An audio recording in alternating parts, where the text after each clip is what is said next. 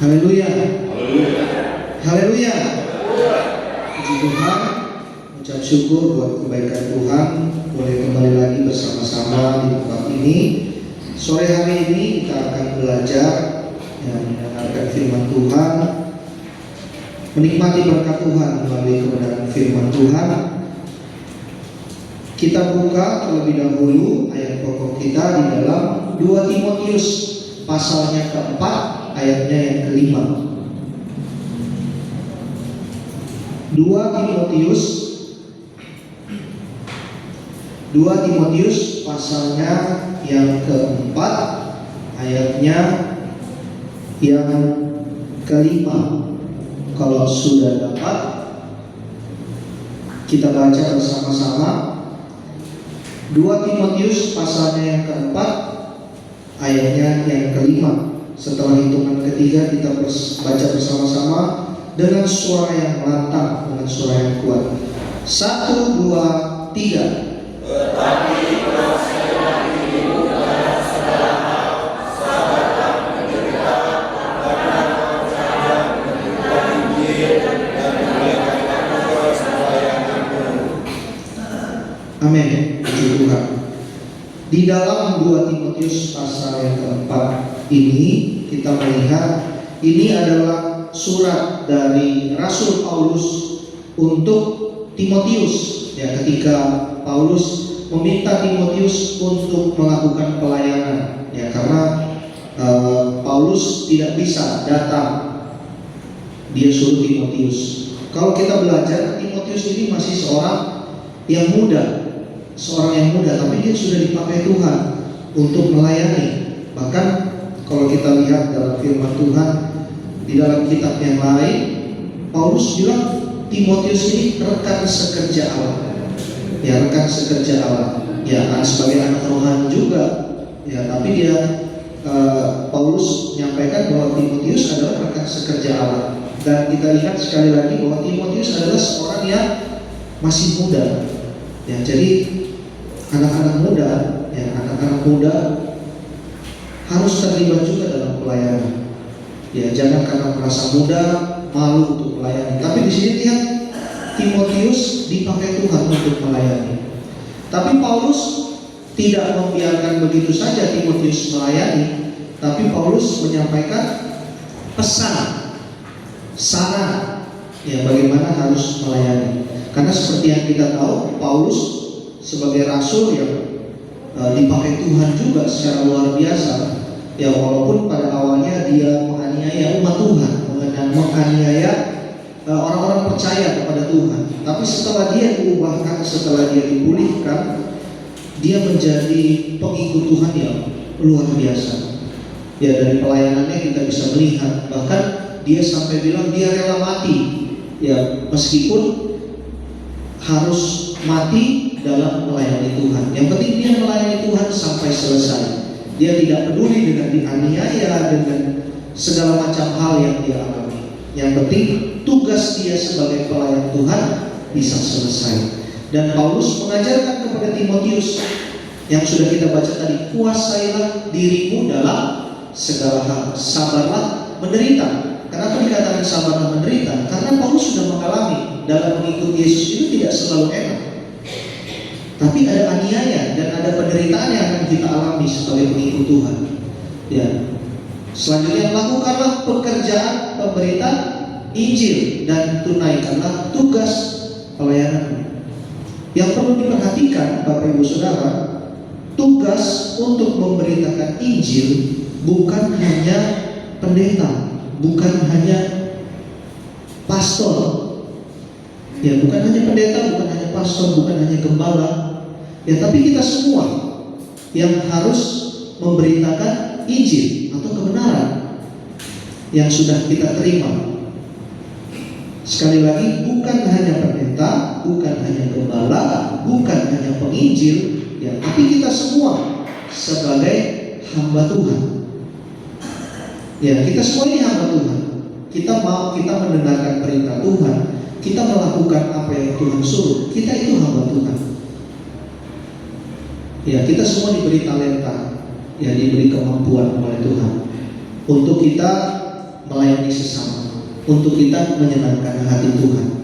Ya, kalau di dalam Korintus bilang kalau kita tidak melakukannya secara bersama-sama, kita tak akan bisa maju. Apalagi kita dalam satu keluarga di tempat ini, khususnya di gereja lokal. Talenta yang Tuhan sudah berikan di setiap kita, pribadi lepas pribadi, harus kita gunakan, harus kita pakai untuk memuliakan nama Tuhan. Dan sore hari ini kita mau belajar apa yang mau Rasul Paulus sampaikan ya kepada Timotius. Tentunya dia mau Timotius ini untuk menguasai diri dalam pelayanan, untuk siap atau jangan takut menghadapi penderitaan dan melakukan pekerjaan-pekerjaan pemberitaan Injil ya, sebagai seorang hamba Tuhan yang melakukan tugas-tugas sebagai murid Tuhan atau orang-orang percaya. Dan kita semua di tempat ini, kita melakukan tugas yang Tuhan sudah tetapkan dalam hidup saudara dan saya. Masing-masing ada tugasnya. Masing-masing ada tugasnya. Dan kalau kita melihat kehidupan kita sebagai jemaat Tuhan, kehidupan kita sebagai pelayan Tuhan di gereja lokal, ya terutama di tempat ini, sudah pasti kita harus menjadi umat yang setia. Kita harus jadi umat yang setia. Sekali lagi, kita harus jadi umat yang setia. Sekarang saya mau tanya Bapak Ibu Saudara, tujuan Bapak Ibu Saudara semua datang beribadah, tujuannya apa? Jawab saja dalam hati. Tujuannya apa? Bapak Ibu semua pergi beribadah kepada Tuhan. Banyak alasan atau banyak sekali motivasi ya dari setiap kita dalam pergi beribadah. Kita pergi beribadah ini tujuannya apa? Untuk kita diberkati Tuhan kah? Untuk kita mendapat kesembuhan? Untuk kita mendapat pemulihan? Atau mendapat kemenangan? Hanya kita sendiri yang tahu dan Tuhan apa motivasi kita beribadah. Tapi saya mau katakan, kalau motivasi saudara dan saya beribadah hanya untuk berkat Tuhan, hanya untuk kesembuhan, hanya untuk kemenangan, hanya untuk pemulihan, saudara akan kecewa. Kenapa kecewa? Katanya beribadah mendatangkan berkat. Betul, ibadah mendatangkan berkat dan janji-janji Tuhan. Tapi kalau saudara tempatkan tujuan atau motivasi saudara beribadah hanya untuk kesembuhan, ketika saudara berdoa dan belum dijawab Tuhan untuk sembuh, saudara akan kecewa. Saudara akan marah. Kenapa saya sudah beribadah, saya sudah setia, tapi saya tidak sembuh? Saudara akan kecewa. Kalau saudara beribadah hanya untuk diberkati Tuhan, tujuannya hanya untuk mendapat berkat Tuhan, ketika berkat itu belum turun atas hidup saudara, saudara akan marah. Dan saudara akan mulai membandingkan kehidupan orang yang di luar sana yang tidak mengenal Tuhan. Kenapa hidupnya lebih enak? Kenapa hidupnya diberkati? Sedangkan saya beribadah, saya belum diberkati. Saudara akan marah dan saudara akan kecewa. Makanya mulai dari sore hari ini kita mau belajar menjadi pribadi yang setia. Pribadi yang setia. Kita buka di dalam kisah para rasul pasal yang kedua. Kisah para rasul pasalnya yang kedua, ayatnya yang ke-46. Ayatnya yang ke-46. Saya bacakan firman Tuhan, Bapak Ibu Saudara perhatikan. Kisah para rasul 2 ayat yang ke-46. Dengan bertekun dan dengan sehati mereka berkumpul tiap-tiap hari dalam bait Allah. Mereka memecahkan roti di rumah masing-masing secara bergilir dan makan bersama-sama dengan gembira dan dengan tulus hati. Sampai di situ. Dengan bertekun, dengan sehati berkumpul. Nah, Bapak Ibu Saudara, kalau kita mau melihat tentang kesetiaan, kita bisa melihat teladan bagaimana contoh-contoh dalam tokoh-tokoh dalam Alkitab. Ya, saya mau ambil contoh Paulus. Bagaimana dia setia mengikut Tuhan sampai dia katakan dia rela dianiaya, yang penting dia menyelesaikan tugas pelayanannya kepada Tuhan. Dia rela disiksa, dia rela dipenjara, tidak mengikut apa yang menjadi kata orang, tapi dia tetap berpegang pada imannya mengikut Tuhan. Dia setia. Kalau kita mau melihat lagi ke pribadi yang lebih sempurna atau lebih benar, kita melihat kesetiaan Yesus ketika proses dia lahir sampai dia mati di atas kayu salib. Bagaimana kesetiaannya mengikuti jalan yang sudah ditentukan. Nah, makanya tadi saya katakan kita harus tetapkan tujuan atau motivasi kita dalam beribadah, supaya tindakan dan perilaku kita ini berjalan sesuai arah yang ingin kita tuju. Kalau tadi saya katakan tentang kesembuhan, tentang pemulihan, tentang berkat, saudara akan kecewa di tengah jalan ketika Tuhan belum menjawab doa saudara.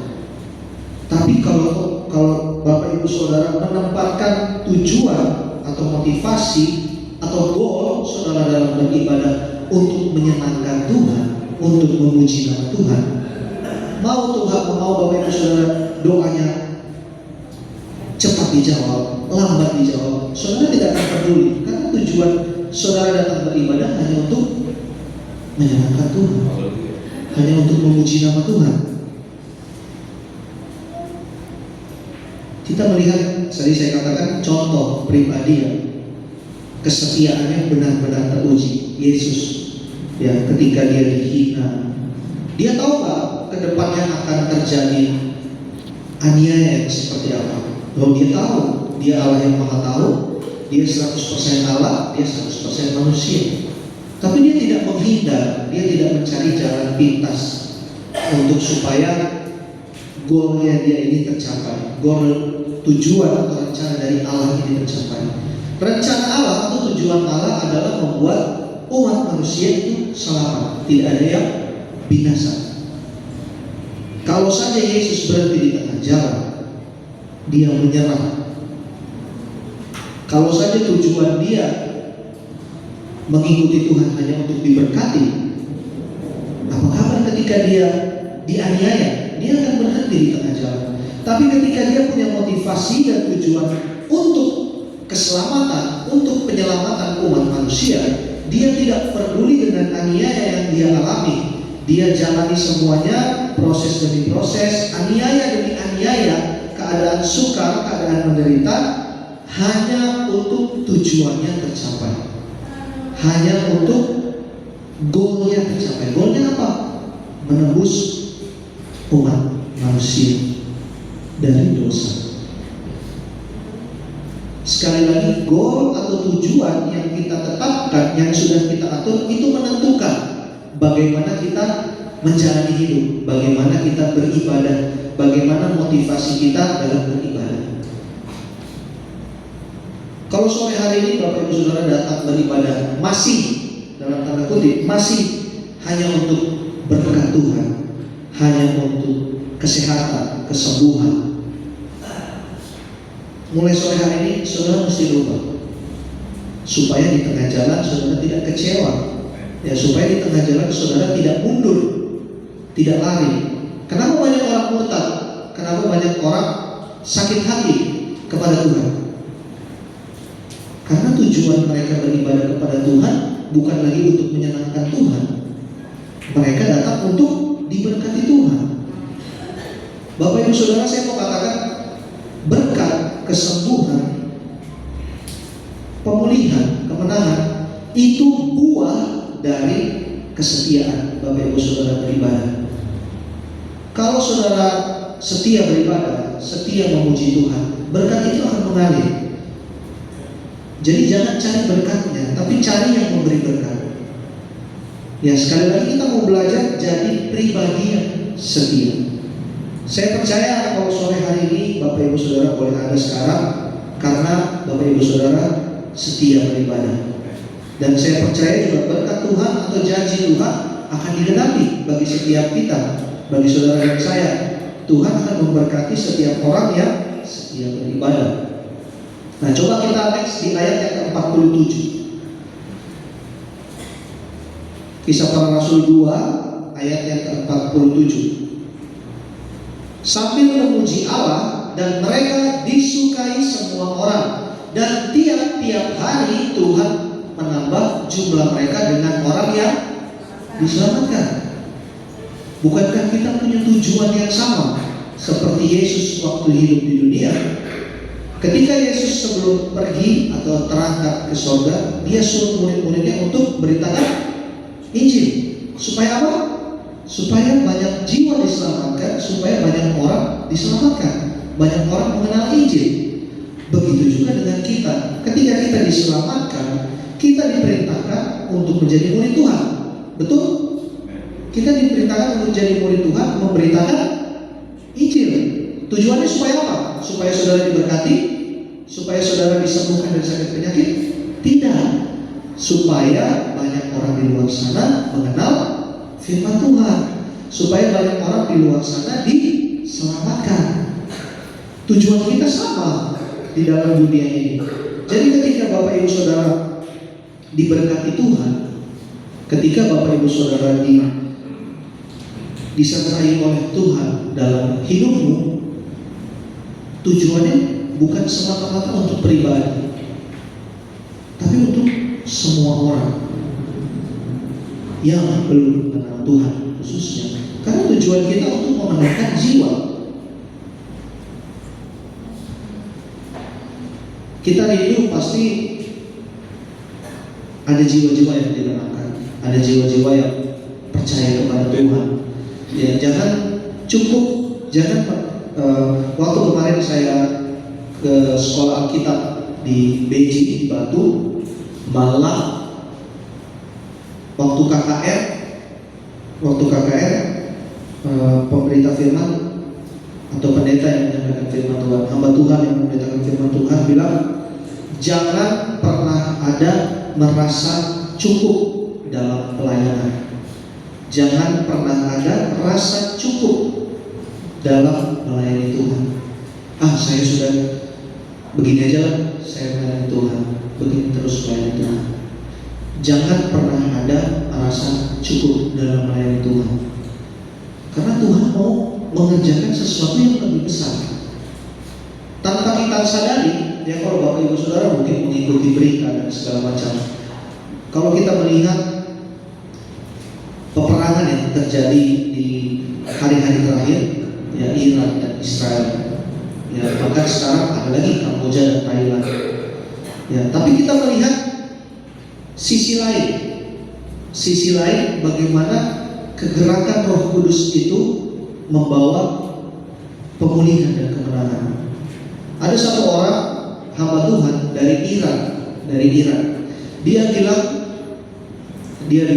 banyak anak-anak muda sekitar 8 juta jiwa dalam 10 tahun terakhir ini dimenangkan percaya kepada Tuhan. 8 juta jiwa, bukan angka yang sedikit. Lalu mereka di mana beribadah? Mereka beribadah di bawah tanah. Di Iran, Bapak Ibu Saudara, Iran mayoritas Muslim, tapi 8 juta jiwa mereka menyerahkan diri percaya kepada Yesus. Bahkan dalam keadaan yang sangat sukar, peperangan di mana-mana, mereka tetap setia beribadah kepada Tuhan dalam kesukaran. Karena tujuan mereka apa? Tujuan mereka memuliakan Tuhan. Tujuan mereka supaya hidup mereka diselamatkan. Kalau tujuan hidup mereka untuk diberkati, mereka semua sudah lama kecewa. Mereka beribadah, tapi mereka diserang. Negara mereka dihancurkan, mereka akan kecewa. Tapi kita lihat dari kesaksian seorang hamba Tuhan dari Iran, mereka bilang ketika terjadi perang mereka tetap beribadah kepada Tuhan. Bahkan yang lebih menarik, ada satu hamba Tuhan dari Iran ini, dia bilang ketika perang terjadi dan bom dari Israel menyerang Iran, mereka semua bersuka cita. Mereka semua bersuka cita, tapi bukan karena mereka bersuka cita Iran diserang sebagai bentuk balas dendam atau apa, tidak, sebagai bentuk kemarahan, tidak. Tapi mereka bersuka cita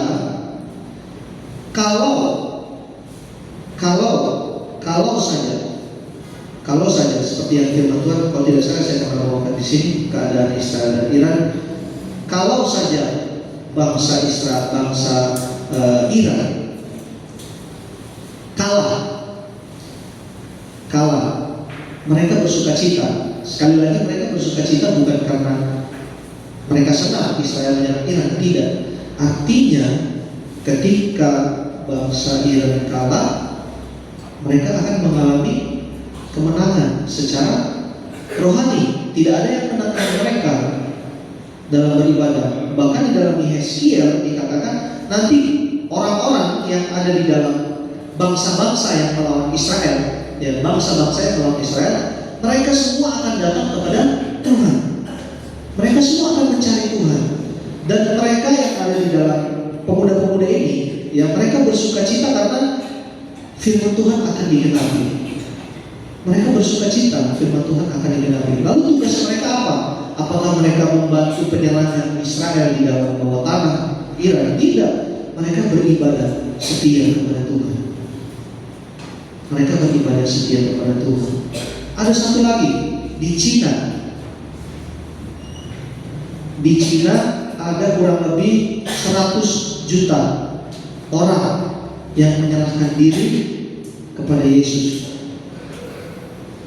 Dan penginjil yang menyampaikan firman Tuhan ini waktu kemarin acara di sekolah kita Batu, dia katakan Tuhan sedang mempersiapkan tentaranya yang besar untuk memenangkan Middle East atau Timur Tengah, daerah-daerah Timur Tengah, Iran dan semua negara-negara di Timur Tengah.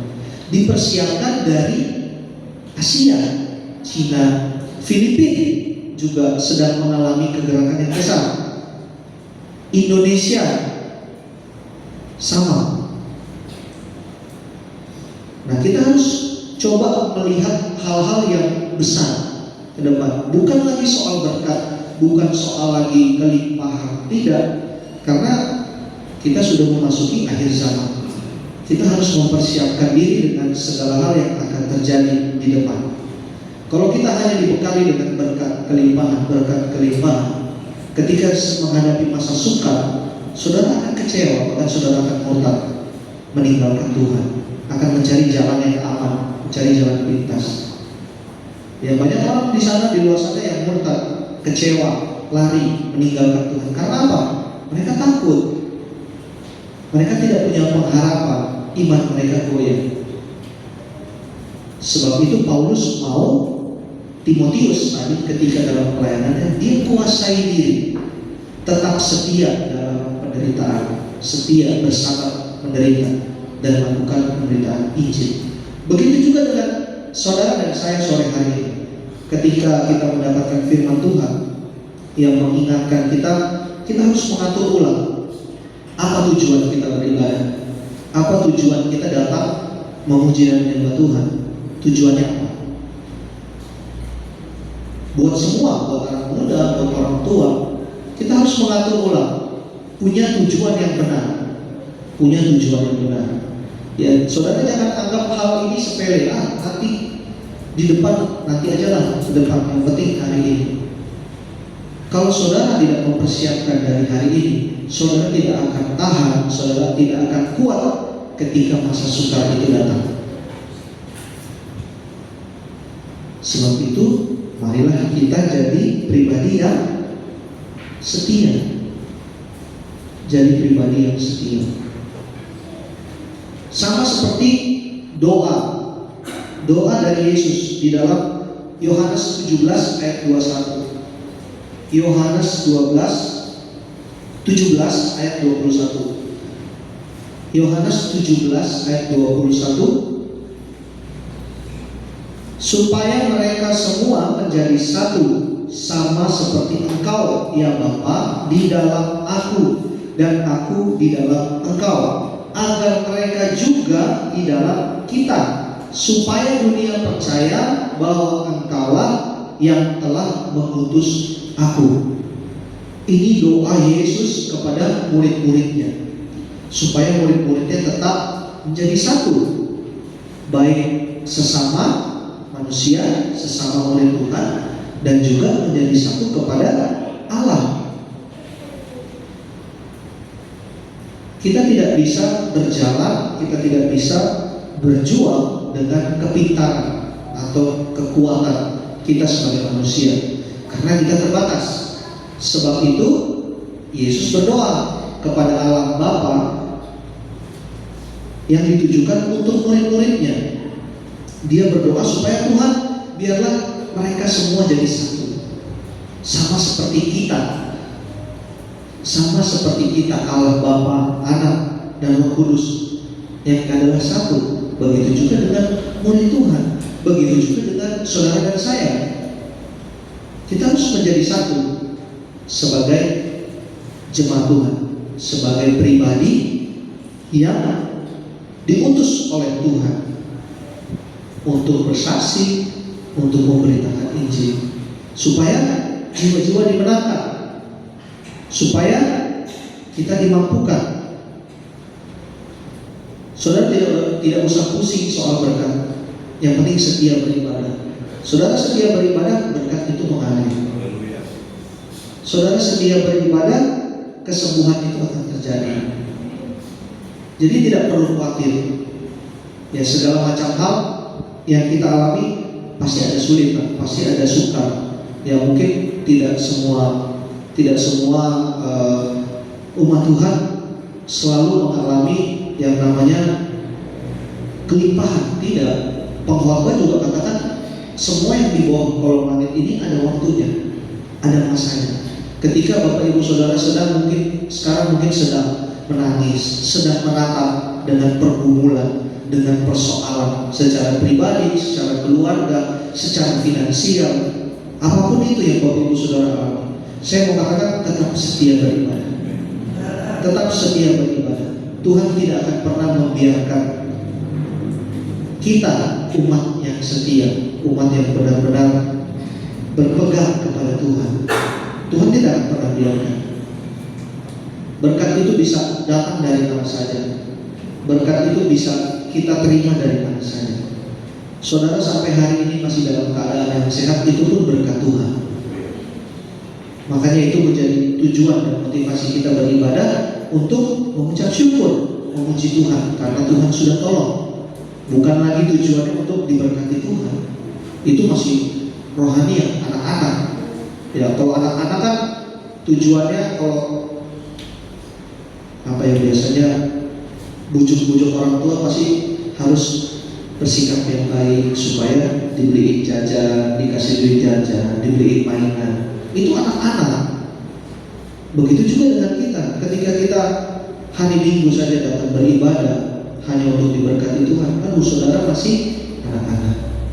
Nah, kita mau belajar sore hari ini, kita diingatkan kita bukan lagi anak-anak, dan kita harus mempersiapkan diri kita untuk menghadapi hal-hal yang akan datang. Di luar sana saja, ya saudara bisa lihat sendiri di berita, kesukaran terjadi. Bahkan di daerah Jawa Barat, di bagian mana ya? Pokoknya di bagian Jawa Barat yang lain, mereka saja beribadah susah. Kita bersyukur beribadah dengan leluasa, dengan musik, ya, dengan bergilang-gilang. Mereka di sana harus sembunyi-sembunyi, harus diam-diam beribadah. Nah, kita harus memanfaatkan kesempatan yang Tuhan berikan. Waktu Tuhan kasih kesempatan kita beribadah, pakai waktu yang singkat. Saya mau katakan kita beribadah hanya singkat, paling 1 jam 2 jam seminggu sekali kan, 1 jam 2 jam beribadah. Kita harus pakai betul-betul waktu kita memuji Tuhan, waktu kita menyembah Tuhan dengan baik, dengan benar. Apalagi waktu mendengarkan firman Tuhan, paling lama 1/2 jam. Itu berkat yang luar biasa Bapak Ibu Saudara. Tidak banyak orang di luar sana yang menerima berkat firman Tuhan. Kalau kita mendengar firman Tuhan sore hari ini, saya tidak percaya iman kita akan dikuatkan.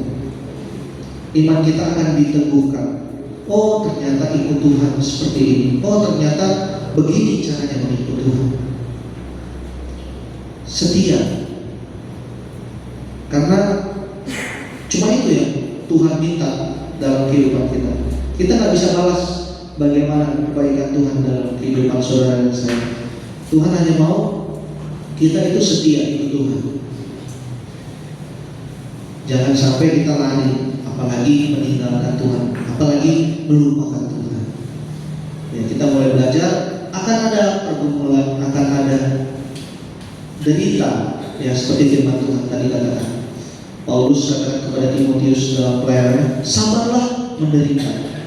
Artinya akan ada penderitaan dalam pelayanan, akan ada aniaya. Tapi Paulus bilang sabar menderita. Kita sering nyanyi, ku mau sepertimu Yesus, sampai angkat-angkat, ku mau sepertimu Yesus, tapi menderita nggak mau.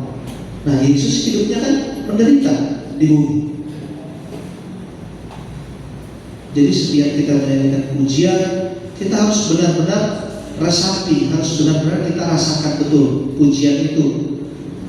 Ketika kita sungguh-sungguh, ketika kita setia beribadah melayani Tuhan, jangan takut dan jangan khawatir. Tuhan memberkati kita semua. Yang penting kita setia. Ya, kalau ada 1-2 orang atau mungkin omongan-omongan dari orang di luar, begini, gak usah peduli. Kalau saudara tujuan beribadahnya benar, seperti yang saya katakan, kalau Bapak Ibu Saudara menetapkan tujuan ibadah hanya untuk menyenangkan Tuhan, mau orang ngomong apa saudara tidak peduli, karena tujuannya hanya untuk menyenangkan siapa? Menyenangkan Tuhan. Tujuan kita hanya itu. Ya, jadi dan juga jangan berharap bahwa ikut Tuhan itu mulus. Ya, ikut Tuhan itu tidak mulus, tapi disertai Tuhan. Sekalipun menghadapi jalan yang tidak mulus, tapi kita berjalan bersama-sama dengan Tuhan. Seperti pujian tadi, bersama Bapa kulewati semua yang enak, enggak, semua yang tidak enak juga kita lewati bersama dengan Tuhan. Cuma seringkali ketika menghadapi yang enak, kita yang lupa, kita tinggalkan Tuhan di belakang jalan sendiri. Nah, jadi sore hari ini Bapak Ibu Saudara sekali lagi kita belajar sama-sama, untuk tetap setia kepada Tuhan. Tetap setia. Saudara mau bertumbuh, ya harus setia. Saudara mau maju dalam pelayanan, harus setia. Saudara rindu gereja ini ditambahkan jiwa-jiwa lagi, harus setia. Sama seperti dua kisah para rasul 2 tadi. Mereka bertekun, mereka setia, berkumpul bersama-sama memuji Allah, sehingga Allah menambahkan jumlah jiwa. Harus setia melayani Tuhan. Puji Tuhan, Tuhan Yesus memberkati. Tuhan sore hari ini kita percaya dan kita ingat baik-baik firman Tuhan sore hari ini. Belajar menjadi pribadi yang setia. Memang tidak mudah membalikkan telapak tangan. Tapi kalau saudara mau, saudara percaya, pasti bisa. Yang penting ingat, jangan mengandalkan diri sendiri. Makanya itu pentingnya komunitas, pentingnya persekutuan. Kalau ada yang tidak mampu, pasti akan ditopang, pasti akan didoakan, pasti akan ditolong. Kalau saudara cuma sendiri-sendiri, makanya ada firman Tuhan bilang apa? Berdua itu lebih baik daripada seorang diri. Tujuannya apa? Tujuannya supaya ketika yang satu lemah, yang satu jatuh, yang satu akan menguatkan. Begitu juga dengan kita beribadah berjemaat di tempat ini, harus bersama-sama. Ketika ada yang lemah, yang satu pasti akan menguatkan. Ketika ada yang jatuh, yang satu pasti akan menopang. Dalam doa, ya, bantuan-bantuan apa yang bisa diberikan. Bahkan di kisah para rasul 2 tadi katakan, milik kita itu kepunyaan bersama. Jadi apa yang kita punya, Apa yang kita punya, yang kita bisa berikan, yang kita bisa bagikan kepada sesama untuk membantu sesama tetap kuat dalam Tuhan, iman kita tetap kuat di dalam Tuhan. Yang penting kita setia dalam Tuhan. Puji Tuhan.